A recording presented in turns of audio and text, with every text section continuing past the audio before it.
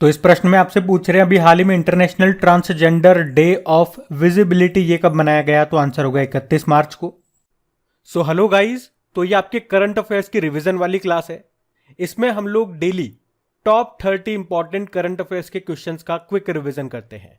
और ये top 30 question कौन से महीने के हैं, तो जनवरी 2023 से लेके आज तक जितने भी क्वेश्चंस आपने पढ़े हैं ये उन्हीं में से सेलेक्ट करके इंपॉर्टेंट क्वेश्चन लिए जा रहे हैं। डेली 30 क्वेश्चन हम लोग करते हैं। तो आज का सेशन स्टार्ट करते हैं। तो इस प्रश्न में क्या पूछ रहे हैं, टाटा पावर के एमडी सीईओ कौन बने, तो आंसर होगा प्रवीर सिन्हा। एक्चुअली में अभी तक यही थे और अभी इनका कार्यकाल फिर से बढ़ा दिया गया अगले 4 सालों के लिए। वैसे अभी टीसीएस के सीईओ बने थे के कृतिवासन, टेक महिंद्रा के एमडी सीईओ बने थे मोहित जोशी और बीपीसीएल के सीएमडी बने जी कृष्ण कुमार। अच्छा, आप लोग मुझे बताओ कि बीपीसीएल के अभी ब्रांड एम्बेसडर बने थे कौन कौन बने थे, बताओ।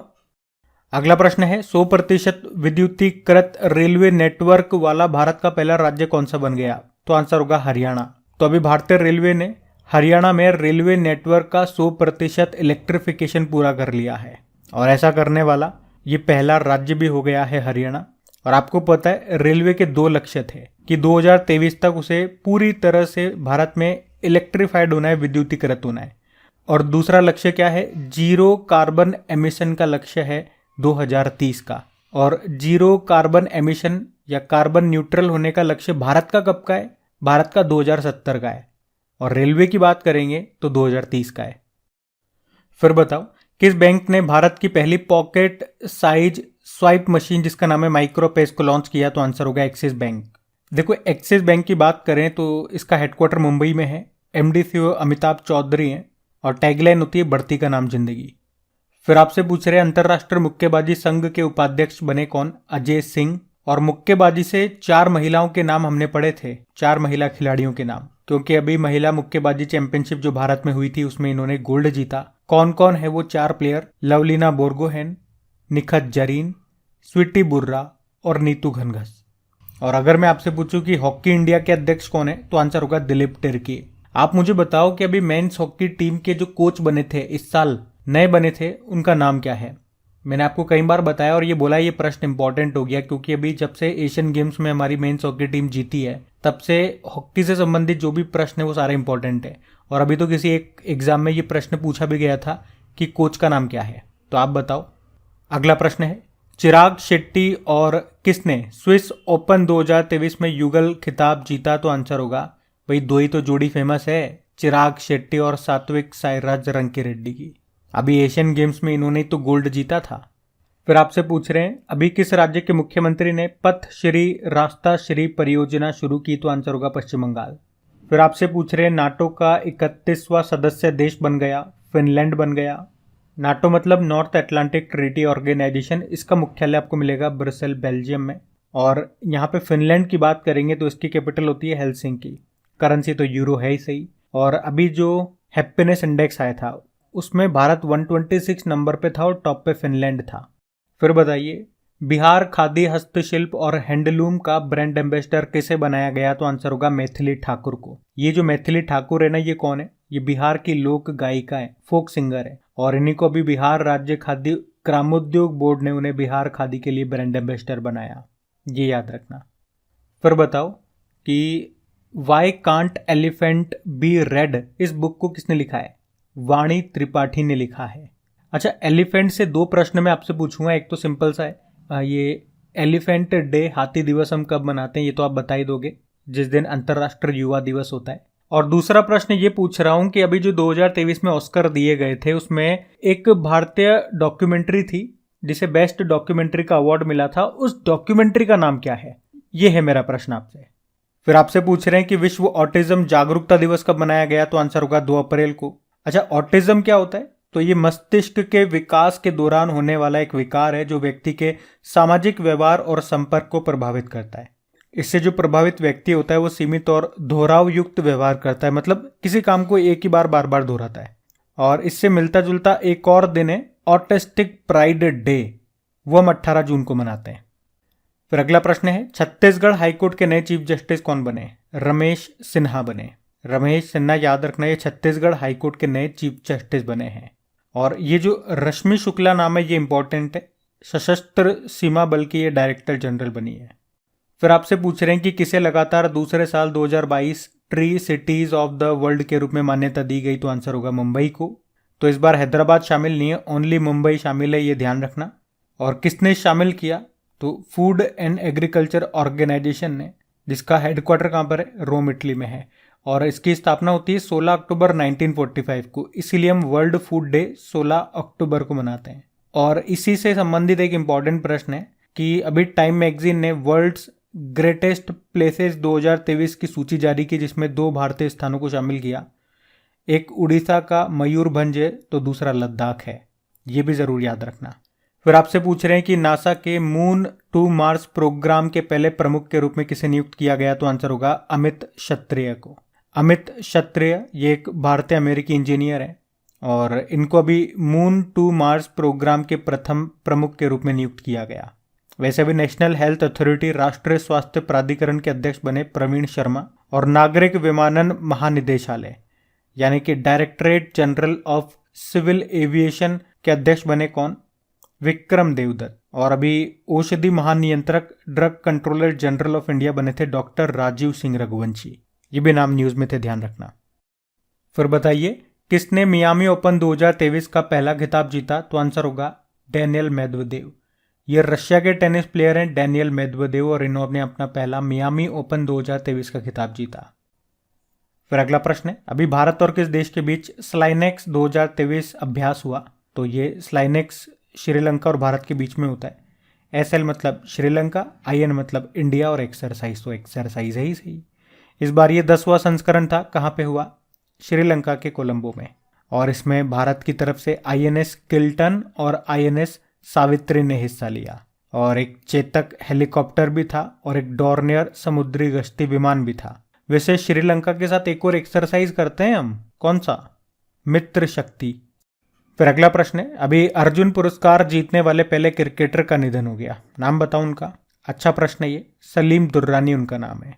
तो भारत के पूर्व क्रिकेटर रहे सलीम दुर्रानी, अभी इनका निधन हो गया। और इनका नाम क्यों इंपॉर्टेंट है, क्योंकि मैंने कहा ना ये अर्जुन पुरस्कार जीतने वाले पहले क्रिकेटर थे, या यूं कह दूं कि अफगानिस्तान में पैदा होने वाले एकमात्र भारतीय टेस्ट क्रिकेटर थे ये। अर्जुन पुरस्कार की बात हुई, इसे कब स्थापित किया गया था, 1961 में। और ये जो नंदू नाटेकर हैं 1956 में अंतर्राष्ट्रीय खिताब जीतने वाले पहले भारतीय बैडमिंटन प्लेयर थे ये। इनका भी अभी निधन हो गया, इसीलिए मैं आपको बता रहा हूं। फिर आपसे पूछ रहे हैं अभी किसने power trading corporation of India limited के CMD के रूप में नियुक्त किया, तो आंसर होगा राजीव के मिश्रा को। बाकी अभी table tennis federation of India की पहली महिला अध्यक्ष बनी थी मेघना अहलावत। और ये अनिल कुमार चौहान, ये हमारे दूसरे नंबर के CDS chief of defence staff हैं। अगला प्रश्न है, courting India England Mughal India and the origins of empire, इस बुक को लिखा किसने, नंदिनी दास ने। फिर आपसे पूछ रहे हैं अभी अंतर्राष्ट्रीय खान जागरूकता दिवस कब मनाया, तो आंसर होगा 4 अप्रैल को, इंटरनेशनल माइंस अवेयरनेस डे। और एक प्रश्न मैं आपसे पूछूंगा, करंट अफेयर्स का प्रश्न है ये, कि हमने पानी के अंदर बारूदी सुरंगों का पता लगाने के लिए एक सबमरीन को लॉन्च किया था, उसका नाम क्या है, नाम बताओ। अगला प्रश्न है, मैड्रिड स्पिन मास्टर्स 2023 में महिला एकल वुमेन सिंगल का टाइटल किसने जीता, तो आंसर होगा ग्रेगोरिया मारेस्का तुनजुंग ने। अब आप कहोगे ये तो भारतीय भी नहीं है, तो ये नाम मैं आपको क्यों बता रहा हूं, क्योंकि इन्होंने जिसको हराया है वो भारतीय है, यानी कि उप विजेता रनर अप ये भारतीय हैं, नाम है PV सिंधु, इसलिए मैं आपको बता रहा हूं। अगला प्रश्न क्या है, विश्व का पहला लिक्विड हाइड्रोजन फेरी ये कहां पे शुरू हुआ, तो आंसर होगा नॉर्वे में, और इसका नाम है MF हाइड्रा। और ये लिक्विड हाइड्रोजन पर चलने वाली विश्व की पहली फेरी है। फेरी यानी कि जहाज है जो लोगों को एक जगह से दूसरी जगह पे लेके जाएगा। नॉर्वे की कैपिटल क्या होती है, ओस्लो, करेंसी है क्रोन। आप जानते हो देश का पहला लिक्विड मिरर टेलीस्कोप ये कहाँ पे स्थापित किया गया था, उत्तराखंड में। और अगर पूछो देश का पहला शुद्ध हरित हाइड्रोजन प्लांट कहाँ पे शुरू हुआ, असम में। और जहाज से याद आएगा, दुनिया की सबसे लंबी नदी क्रूज सेवा जैसे हम कहते हैं गंगा विलास, ये शुरू हुई थी वाराणसी और असम के डिब्रूगढ़ के बीच में। और दुनिया का पहला शिप टनल कहाँ पे बनेगा, तो वो नॉर्वे में ही बनेगा, ये भी ध्यान रखना। फिर बताओ अभी अप्रैल 2023 में भारत और किस देश के बीच कोप इंडिया एक्सरसाइज हुआ था? कोप इंडिया भारत और अमेरिका के बीच होता है और इस बार कहाँ पे हुआ? पश्चिम बंगाल में हुआ ये। फिर बताओ किस पान को अभी जीआई टैग मिला? बनारसी पान को जीआई टैग मिला। ओ घई के पान बनारस वाला, वही वाला। और एक आपको याद होगा, एक पान का पत्ता था, उसको भी जीआई टैग मिला था। आप मुझे बताओ मैं किसकी बात कर रहा हूँ? बड़ा फेमस है वो, हमने कई बार बढ़ाया उसे। अभी मैं आपसे जानना चाहूंगा। अगला प्रश्न है कि TIE राजस्थान की पहली महिला अध्यक्ष बनी थी कौन? डॉक्टर शीनू झावर। TIE का मतलब हो गया द इंडस एंटरप्रेन्योर राजस्थान। इसने अभी डॉक्टर शीनू झावर इनको 2 सालों के लिए अपने नए अध्यक्ष के रूप में नियुक्त किया और आप कह सकते हो इस पद पर आने वाली वो पहली महिला अध्यक्ष भी होंगी। और सुष्मिता शुक्ला की बात करें तो फेडरल रिजर्व बैंक की पहली अभी ये उपाध्यक्ष बनी है। और रश्मि शुक्ला अगर पूछे तो सशस्त्र सीमा बल की डायरेक्टर जनरल बनी थी। शुक्ला है दोनों। अच्छा, ये TIE है क्या? ये एक गैर लाभकारी संगठन है, नॉन प्रॉफिटेबल ऑर्गेनाइजेशन है, जिसका उद्देश्य है उद्यमिता को बढ़ावा देना। फिर बताओ, हाल ही में मेन होल की सफाई के लिए बड़े पैमाने पर रोबोटिक्स तकनीक का उपयोग करने वाला पहला राज्य कौन सा बना? तो आंसर होगा इसका केरल। तो मेन होल की सफाई करने के लिए जिस रोबोटिक सिस्टम का ये यूज कर रहे हैं उसका नाम भी इन्होंने रखा है, उसका नाम बैंडीकूट रखा है। तो याद रखना, इस तरह से केरल ये देश का पहला राज्य बन गया जिसने अपने सभी चालू मेन होलों को साफ करने के लिए रोबोटिक तकनीक का इस्तेमाल किया है। बैंडीकूट ये जो रोबोट है इसने किसने तैयार किया? इसे तिरुवनंतपुरम में जो जेनर रोबोटिक्स नाम की कंपनी है उसने बनाया है। अच्छा, इसी तरह से एक और प्रश्न मैं आपको याद दिलाऊं। अभी तमिलनाडु में सेप्टिक टैंक साफ करने के लिए IIT मद्रास ने एक रोबोट बनाया था। उस रोबोट का नाम क्या है? होमोसेप। ये भी याद रखना। और अगर आपसे पूछे ना कि देश का पहला AI और रोबोटिक्स टेक्नोलॉजी पार्क, जिसे आर्ट पार्क कहते हैं, इसको कहाँ स्थापित किया गया? बंगलुरु में। और अगर आपसे पूछे कि इसरो ने व्योमित्र नाम से हाफ ह्यूमनॉइड रोबोट बनाया था गगनयान मिशन के लिए, उसका नाम क्या है? अच्छा, नाम ही मैंने बता दिया, व्योमित्र उसका नाम है। ध्यान रखना ये। बढ़ते आगे। फिर बताइए अभी किसने AI भाषा मॉडल लामा को लॉन्च करने की घोषणा की थी? तो आंसर होगा मेटा ने। मेटा यानी कि जिसे पहले फेसबुक कहा करते थे। और इसने चैट GPT की टक्कर में ये उतारा था लामा, जिसका मुख्य उद्देश्य है आर्टिफिशियल इंटेलिजेंस के क्षेत्र में शोधकर्ताओं की सहायता करना। और ये जो लामा है ना, ये मेटा के द्वारा बनाया गया तीसरा बड़ा भाषा मॉडल है। इससे पहले ये गैलेक्टिका और उसके बाद ब्लेंडर भी उतार चुका है। आपको याद होगा इसी तरह से अभी गूगल ने भी AI आधारित चैटबॉट लॉन्च किया था जिसका नाम बार्ड रखा था। अच्छा, एक प्रश्न मैं आपसे पूछता हूँ, अभी किसने भारतीय भाषाओं को डिजिटल दुनिया में बढ़ावा देने के लिए प्रोजेक्ट एलोरा शुरू किया था? इसका उत्तर दो अगर आपको आता है तो। हम बढ़ते आगे। चलो फिर बताओ, अभी किसे बेस्ट एडवेंचर टूरिज्म डेस्टिनेशन का अवार्ड मिला? तो आंसर होगा जम्मू कश्मीर को। तो अभी इंडिया टुडे टूरिज्म सर्वे ने जम्मू कश्मीर पर्यटन को सर्वश्रेष्ठ पर्यटन पुरस्कार के लिए चुना था। अच्छा, टूरिज्म से संबंधित कुछ और करंट अफेयर्स और कुछ स्टैटिक प्रश्न मैं आपको बताऊं तो ध्यान रखना। पहला पॉइंट तो ये हो जाएगा, एक वैश्विक पर्यटन लचीलापन दिवस होता है जिसे आप अंग्रेजी में global tourism and resilience day बोलोगे। ये मनाया जाता है 17 फरवरी को। बाकी दो आप जरूर जानते होंगे, एक तो नेशनल टूरिज्म डे होता है 25 जनवरी को और एक अंतर्राष्ट्रीय पर्यटन दिवस होता है 27 सितंबर को। आपको याद है अभी अंतर्राष्ट्रीय पर्यटन मेला जिसका नाम रखा है फितूर 2023, इसका आयोजन कहाँ हुआ था? 2023 के स्टार्टिंग में हुआ था ये। आंसर होगा मैड्रिड, स्पेन में। और ये भी याद रखना कि केरल पर्यटन ने अभी वर्ल्ड ट्रेवल मार्ट में रेस्पॉन्सिबल टूरिज्म ग्लोबल अवार्ड भी जीता था। और अभी शंघाई कोऑपरेशन ऑर्गेनाइजेशन ने किसे अपनी पहली पर्यटन और सांस्कृतिक राजधानी बनाया था? वाराणसी को। ध्यान रखना ये पॉइंट्स। बढ़ते आगे। फिर बताओ, अभी फरवरी 2023 में ICC women's T20 world cup 2023 का खिताब किसने जीता? तो आंसर होगा ऑस्ट्रेलिया ने। तो यहाँ हमने बात करी ICC women's T20 world cup की, जिसका आयोजन कहाँ पे हुआ? साउथ अफ्रीका में हुआ। और इसको जीत लिया ऑस्ट्रेलिया ने। किसे हराया? साउथ अफ्रीका को हराया। ऑस्ट्रेलिया ने 6वीं बार ये खिताब जीता है। और अगली बार जब ये होगा ना, अगले साल जब ये होगा 2024 में, तो वो भी याद रखना वो कहाँ पे होगा? वो बांग्लादेश में होगा। ये इंपॉर्टेंट क्वेश्चन है।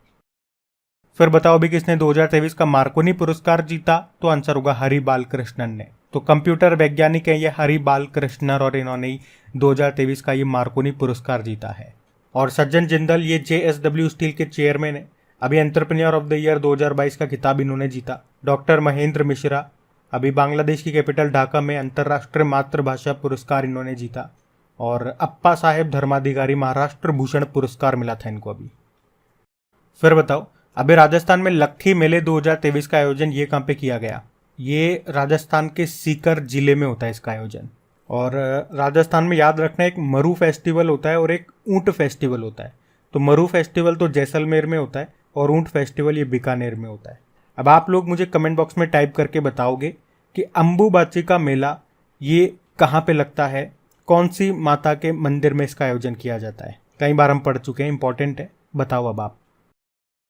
फिर बताओ, यूपीआई पर रुपए क्रेडिट कार्ड को जोड़ने वाला पहला निजी क्षेत्र का बैंक कौन सा बन गया है? तो आंसर होगा HDFC बैंक। तो ऐसा करने वाला ये पहला बैंक बना है। तो प्रश्न इंपॉर्टेंट है। यूपीआई की फुल फॉर्म जरूर याद रखना, यूनिफाइड पेमेंट इंटरफेस होती है। और आपको याद होगा, अभी भारत का पहला स्टिकर आधारित डेबिट कार्ड लॉन्च किया था IDFC फर्स्ट बैंक ने। और IDFC फर्स्ट बैंक अभी ये किसका टाइटल स्पॉन्सर बना है, मुझे आप ये बताओ। ये करंट अफेयर्स का प्रश्न पूछ रहा हूं मैं आपसे। फिर बताओ, किस राज्य ने सीनियर महिला राष्ट्रीय हॉकी चैंपियनशिप को जीता? तो आंसर होगा मध्य प्रदेश ने।